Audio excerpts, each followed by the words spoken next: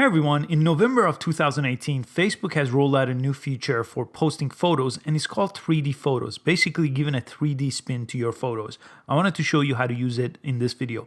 Before we go into it, you have to have an iPhone at the time of this recording to get this option, and it has to be an iPhone 7 Plus, 8 Plus, iPhone X or above with a portrait mode. If it doesn't have the portrait mode, this option won't work. There's no way around it, but hopefully in the future they roll out more options for this 3D photo option. So let's go ahead and jump into our Facebook app, and just like making any other post on top, what's on your mind, go ahead and click that.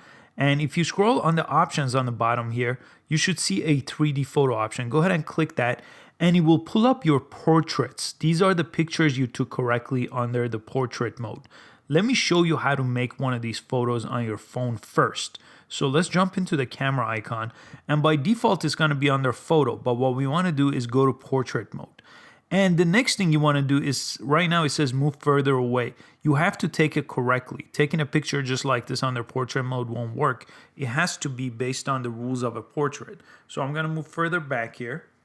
Now that I took that portrait correctly, it's going to show up. So now if you go back to the Facebook app, you see the portrait showed up, but the one I took closer did not show up. It has to be in a correct portrait mode. So let me do it with my dog here. Let me just go ahead and choose this photo.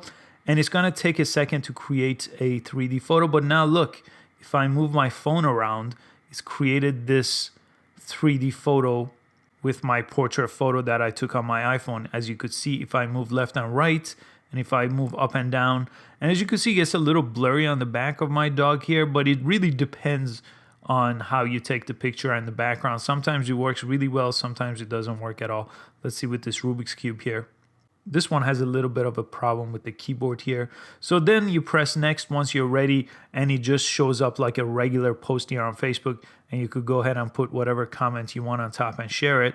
But when people move their phone around, they're going to get this effect when looking at your post. I hope you found this useful. Please give it a like and subscribe to this channel for easy to follow tech videos just like this one, and I'll see you next time.